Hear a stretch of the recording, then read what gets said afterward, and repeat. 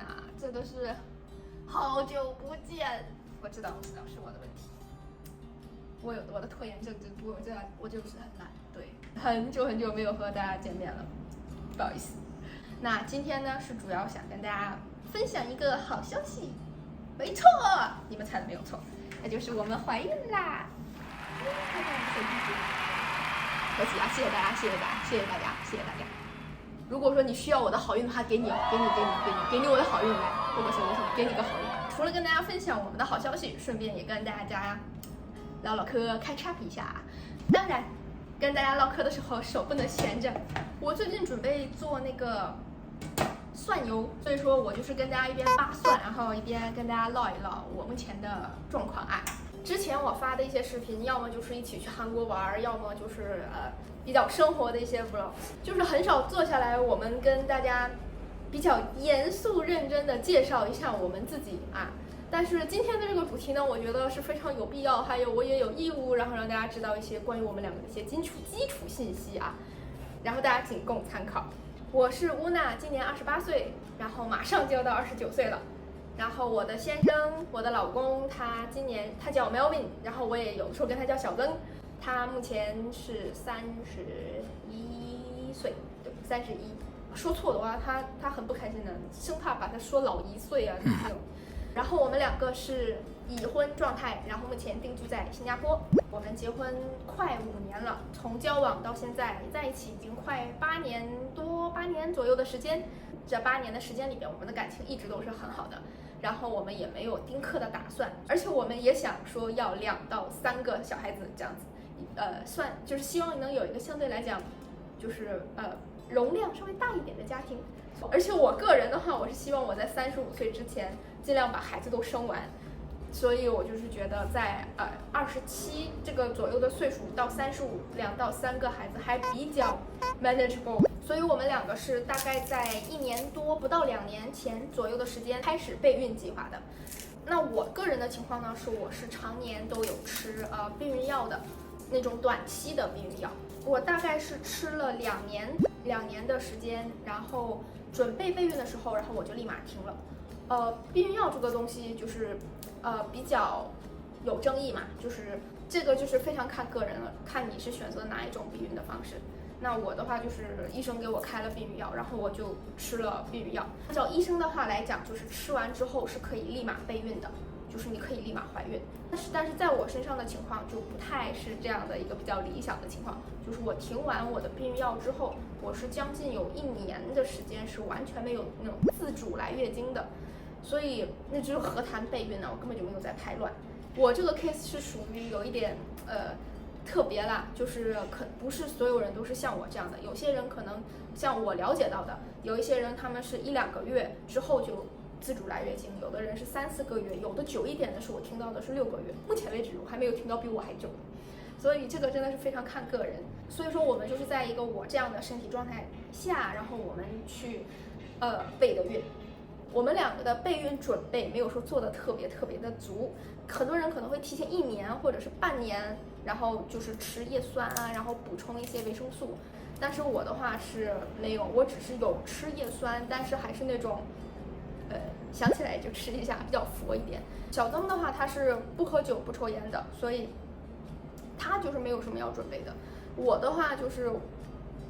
我就是喜欢喝酒，就是我比较喜欢小酌吧，就是如果每天能够小酌1-2杯的话，我就会觉得是一件非常幸福的事情。但是在备孕的就是这1年左右的时间，我也是相对来讲就是喝酒的量会相对来讲减了很多。与其说是希望自己尽快的怀孕，我其实是更担心自己的身体的，就是我希望我能够自主来月经，就是把身体变回到跟之前一样子的状态。那我在等了3-4个月左右的时间，还是没有自主来月经的时候，我们两个就去看医生了。我们两个第一个去看的是那种邻里的一个专门看妇科的一个医生，他还是我们在 Google 上搜，还是蛮我们这一片还是蛮有名的。第一个被诊断的结果就是他诊断我是胖多囊，就是我有一点没有想到的。我在结婚之前有去检查过，我是没有多囊问题的，所以可能是避孕药导致的，或者是什么原因导致的，这个我也不确定，也可能真的是我胖，因为我办完婚礼之后到现在为止，我胖了大概有20斤吧，所以可能真的是因为胖了，所以才是胖多囊。我的身高是1.68米，然后我的体重常年基本上那个时候都是在115到120左右这个区间浮动吧，就是很少有低过110的情况下，那个时候我记得，就是婚后比较少有情况低于110，一般都是110到120，就是这个区间。所以我那个时候被诊断胖多囊，然后那个医生也没有给我开什么药，他就是跟我讲，让我先控制饮食，然后尽量把体重控制在103到105、106这个区间。然后我当时就是就是有一点就是当头一棒的感觉，因为我不是说那种追求很瘦的身材，我一直觉得我自己就还 OK 啊，就是个正常身材，没有什么然后结果医生跟我讲，他说他让我减肥，然后我就 OK， 我就回家有开始控制饮食，然后也会去控制体重，但是还是没有说自主来月经。过了一段时间之后，小曾的一个朋友推荐他说，牛车水那边有一个很有名的医生，中医，他带着他老婆去看，然后想要备孕，然后去看了他的那个中医，然后吃完药之后不出2-3个月，然后就立马怀孕了。哇，当时小曾听的眼睛就是在放光的那种，因为他非常想要小孩子，就是我们2个人对渴望小孩子的程度来讲的话，他的程度是100%，我可能就比较随性一点吧，我是想要，但是没有说像他那种就是哇生不出来他很焦虑这种，完全没有。所以就是他在整个备孕的期间，相反的就是他的压力会比较大一点，对，他的心理负担会有一点大，所以这个可能是跟很多情侣不一样的点啊。然后我们去看了这个中医之后呢，然后给我把脉，就是医生就是跟我讲说让我调理一下，说我就是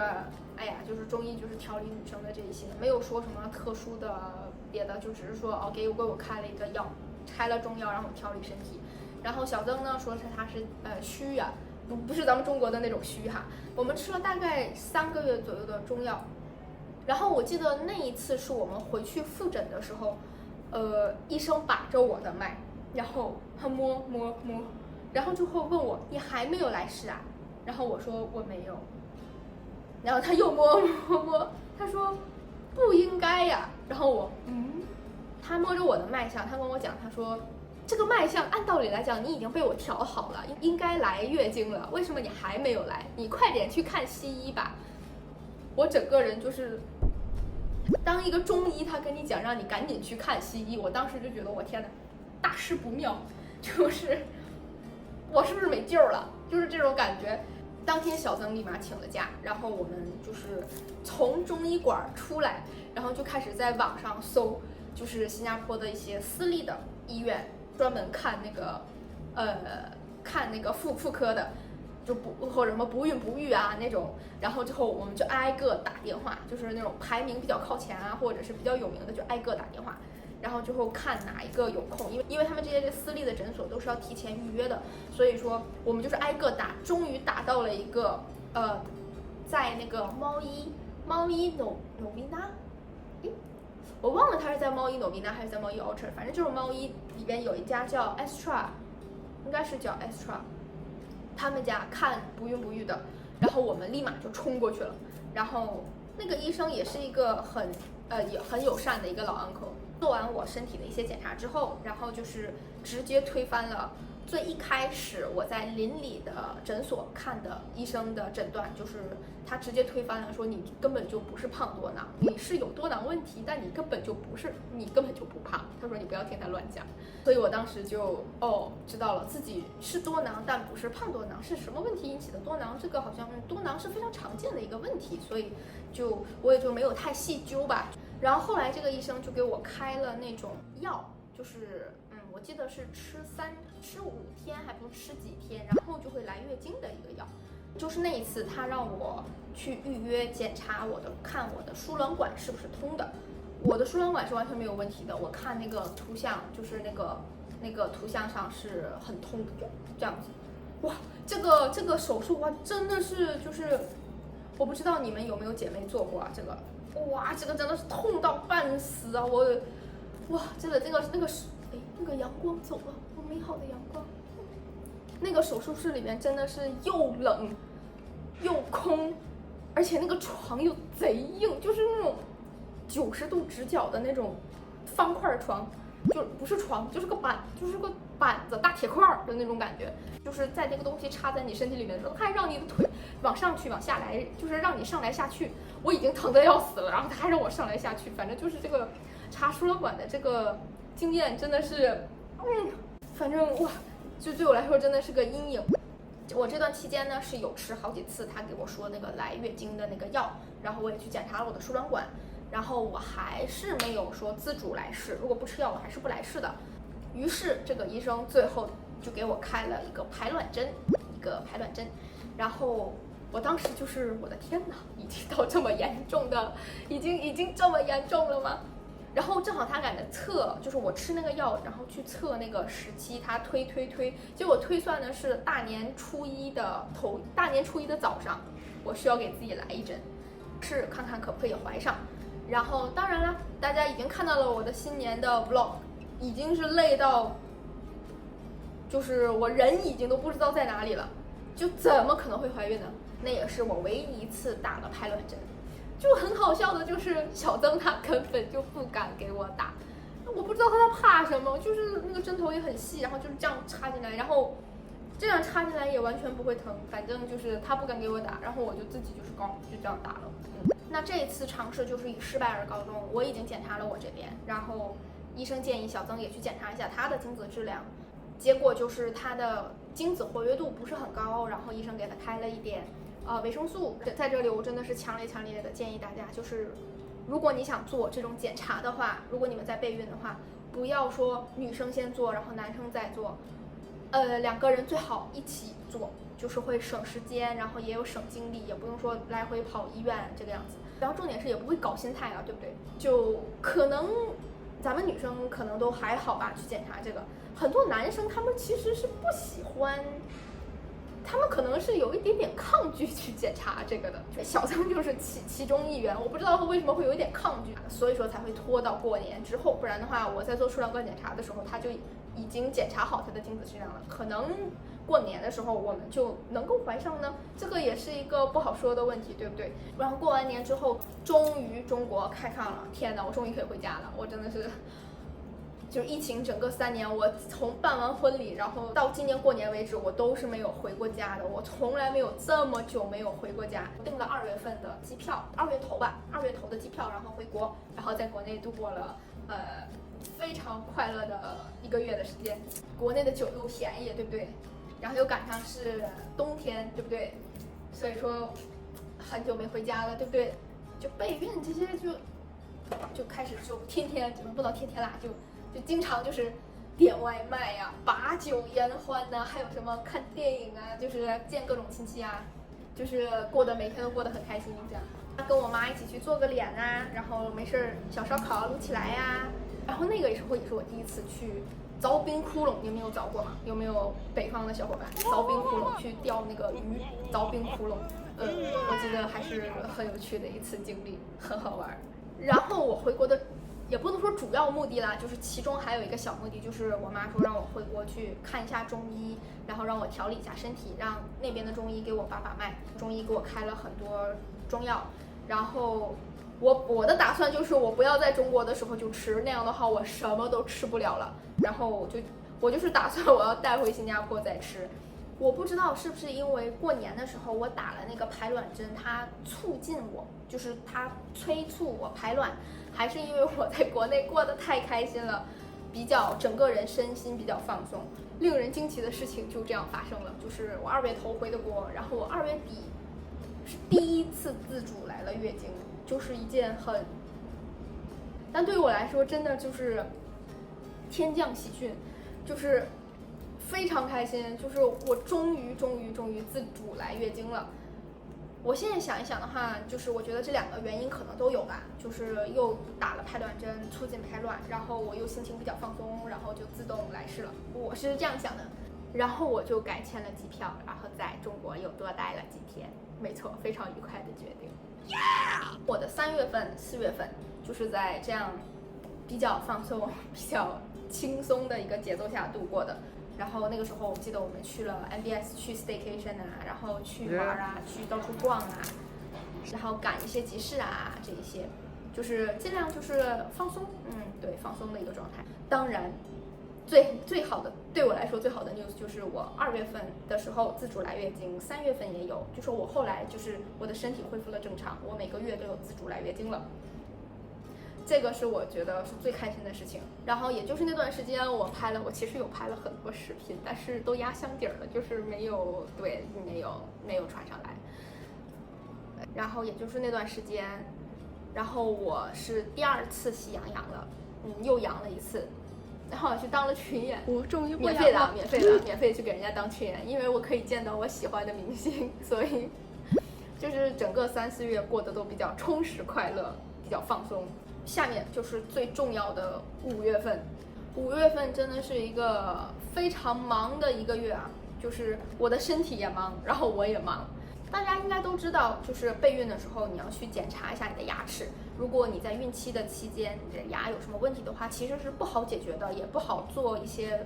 手术啊什么的。就是我到今年5月的时候，我还是没有长智齿的。就是还没有拔，就是4个智齿全都在，而且我有去拍过 X 光片，我的智齿是全部都需要拔的，全都是这样横着长的。正好就是5月头的时候，我发现我这个牙开始疼，然后就发现是我的智齿在开始长了，然后我就赶紧抓紧时间，然后去把智齿给拔掉了。我是打的局部麻醉，然后我一口气是拔了这边拔了2颗牙，然后还补了1颗牙。我记得我看有些人会肿得很夸张，我是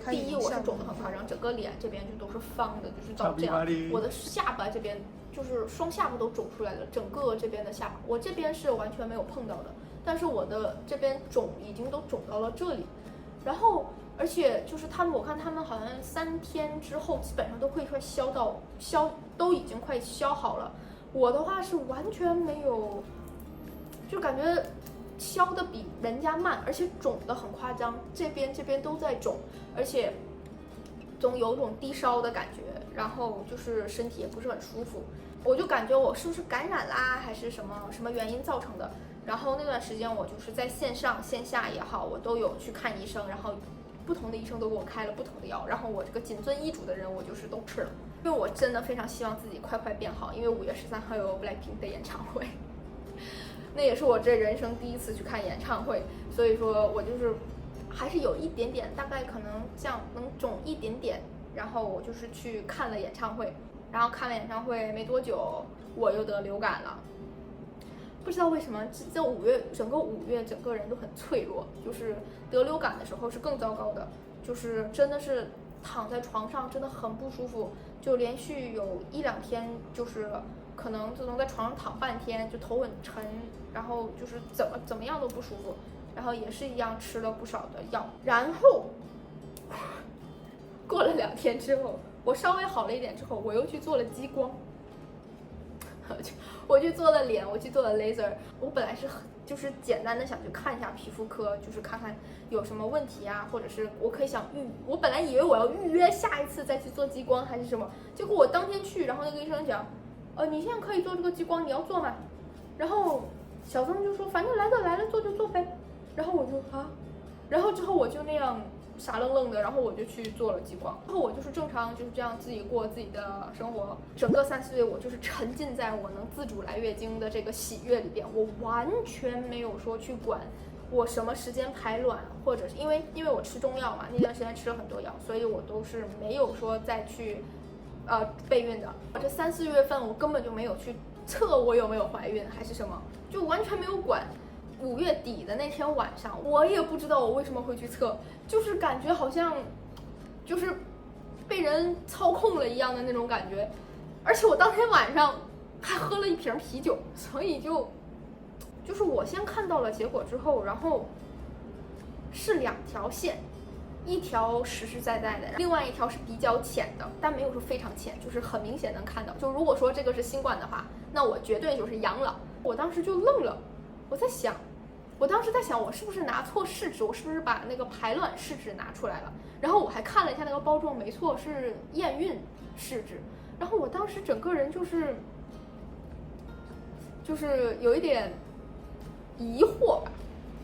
没有说开心啊，就当时就是有点疑惑，就是甚至有点不敢相信，就是不会吧？我刚喝了一瓶啤酒哎，而且我这个月要么生病，又做了这么多乱七八糟的东西，我的天哪！而且又没有说特意的去备孕，怎么会怀上呢？正好然后我就给小曾看，然后小曾他当时也是就是他的小眼睛都放光了，但是他也是有点害怕，然后他就是不敢相信，你知道吗？然后他就问我这个试纸是哪里来的？然后他就说你这个试纸是不是便宜的？你再多测几个。然后我就是分别在不同时段测了好几次，用好几个不一样品牌的试纸，全部都是2条线。所以那天晚上我们是好像是真的怀孕了。然后他整个人就非常的兴奋，但是他还是对这个结果保持怀疑态度，你知道吧？6个，他还是保持怀疑态度。后来我们就洗澡上床，就是真的2个人翻来覆去在那边睡不着觉，就是有点激动啊，就是重点是不知道这个消息是真的还是假的。虽然说我当时就已经98%确定了我肯定是怀孕了，但是他就是翻来覆去的睡不着，然后就是非常的想就是再测一下。然后过了一段大家都很沉寂的一个时间，然后我就问他，我说你要是实在担心的话，你可以去楼下买那个 Clear Blue 的那个测纸，那个是最准的，可以买一个贵的。然后之后他从床上立马跳起来，然后整个连拜拜都没有跟我说，就飞奔出去买了。然后结果他失望的回家了。本来我们家楼下有个24小时的一个超市的，结果就是最后就是没有测成。但是2个人就还是觉得这事儿肯定8九不离10了，肯定是怀上了呀。就开启了2个人就是辗转反侧，睡不着觉，有点激动，然后在想什么时候跟父母说呢？本来是想是先去约医生，先确认好，然后再跟他们讲。但是那天晚上真的是他实在是太睡不着觉了，就是快12点多了吧，都睡不着。他12点多联系了我的公婆，然后就跟他们讲说我怀孕了。然后他激动，我也是激动的呀，但我没有他那么激动了。然后我也就是在12点多，我也联系了我爹妈，我爸妈是睡着了的，然后我跟他们讲我们怀孕了。所以说我们从备孕到怀孕大概就是这样子的一个过程。然后这其中呢穿插着，像我说嘛，小曾他压力很大，就是整个过程的话，2个人就是要好好沟通，然后相互包容。像他比较有压力的话，那我就会去安慰他，去哄他这样。就相反，我可能是那个就跟很多其他情侣来比的话，我感觉我可能更像男生的那一方，我也不知道为什么。这可能也是比较好的一点，就是我整个的心态是相对来讲比较轻松、比较放松的，所以这可能也比较容易我成功怀孕。现在医疗科技已经都很发达了。我最近也是有一个好朋友，他有一个非常好的 news， 就是他备孕真的是备了3-4年，然后最近中国通过试管婴儿 IVF， 然后成功的怀到了宝宝，也非常非常的恭喜他。如果说你们也是在备孕的话，然后也是要不到孩子的话，就是千万不要焦虑，要放平心态。然后我个人的经验就是你不要和周围的人讲你在备孕或者是你在要孩子，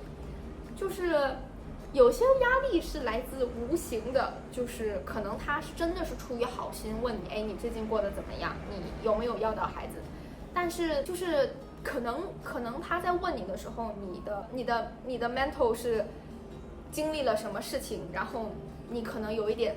压力，然后这个人过来关心你的时候，他问你，然后你可能就勾起了你的不好的一些情绪或者是什么的话，其实是莫名的会给你带来一些压力。所以说我非常的建议同志们啊，如果你有朋友在备孕，或者是人家已经结婚了，但是很久都没有孩子，也尽量不要去问人家你们为什么不要孩子，你们打算什么时候要孩子呀，或者是类似这些的问题，除非那个人他自己先提出孩子的这个话题，然后你感兴趣的话，你也可以再问一下，就是你不要就是有事儿没事儿，或者是哎呀很久没联系了，你们两个关系很铁，然后你没事儿就过去问一嘴，不管关系有多铁，就是他有好消息他会自然跟你讲的，会潜意识里面给那个女生造成压力，所以说可能更不利于他备孕要到宝宝。这只是我自己个人的观念，还有我的建议。那以上这个就是我整个备孕的历程，我觉得整体来讲还是相对来讲比较快乐轻松的。刚去上了个厕所，饿了，拿点东西吃。好像就是孕妇吃比较友好的，你看我吃了只剩最后2个了，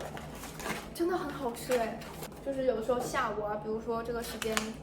饿了的话，就可以吃一点这种相对来讲健康一点的零食。还有这个蛋黄酥也是，哇，真的很好吃。它的奶香味儿真的很足，而且脆脆的。对于这种健康一点的零食来讲，它的口感是真的很可以了。